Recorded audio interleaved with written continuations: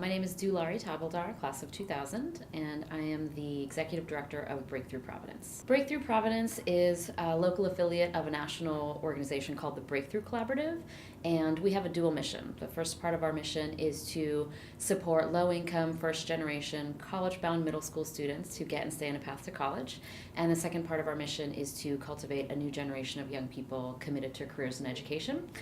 So what we do is we provide academic enrichment and leadership development to middle school students over the course of a 2-year period, and we also provide teacher training to 16 to 22-year-olds. You know, in education, educators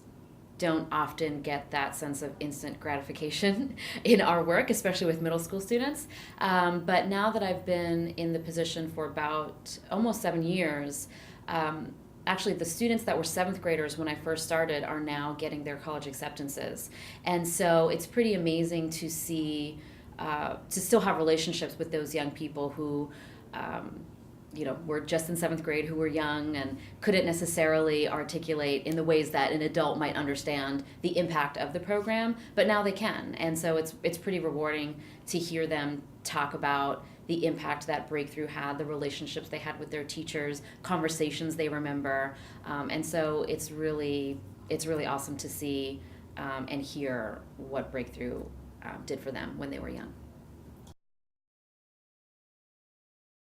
I've always been on a path of education. I've always been interested in education, and so when I first graduated, I concentrated in public policy and urban studies, and so it seemed like a logical step to work at a think tank, at a public policy think tank, and do policy research. But that didn't seem very interesting to me, and so then I navigated to the nonprofit sector and worked at a youth organization and did development work and loved it, but then wanted to have a school-based experience, so worked at a school. And it's actually my graduate degree that kind of is a little bit out of place from that whole education trajectory.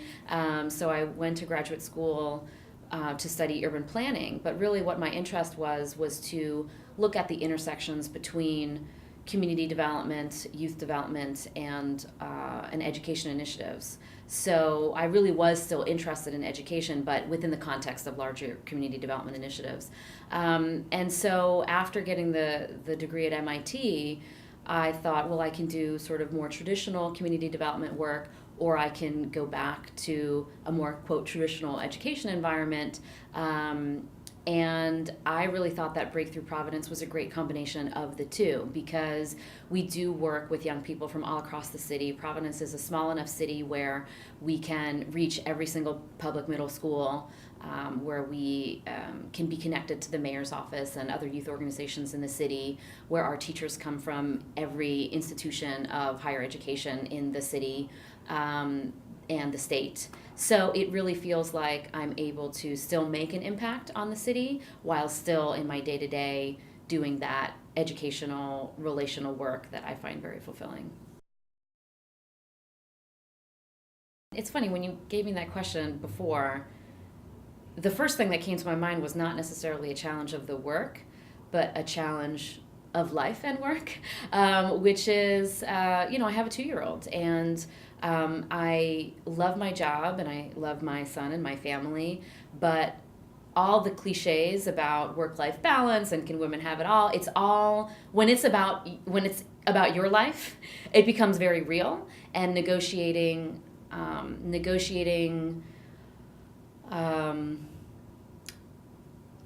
all of it is a real challenge. And so my entry back to work was very challenging. I really wanted to be at work, but knowing that I had real limitations on my time,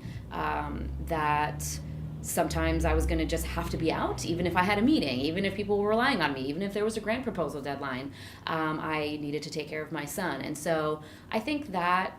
is probably the biggest challenge of my career so far. But the way that I've sort of addressed it is by letting go a little bit, letting go of a lot of that need for control that a lot of us type A personalities have, and just letting myself be comfortable in what I can accomplish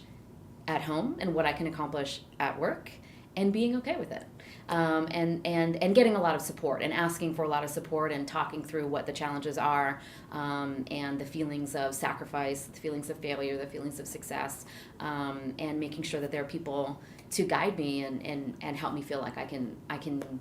still manage, I can still negotiate those things. It doesn't really matter what organization you work in, or if you're going to teach first or work in a youth organization first, what the sequence is. I think that the most important thing is be in a place where you are going to be mentored, where you're going to have support to make your own mistakes, to take leadership in a particular role, and where you are going to get the support to develop your own educational philosophy, and where the people around you are really supporting you along the values that you already have. And I think not enough people pay attention to that sort of moral aspect, that values-based aspect of being involved in education. They just might think about an organization's name or title that has a lot of cachet. But I think to have mentorship and to be surrounded by people who can support your educational philosophy, I think is a great way to sort of start a career out on the right foot.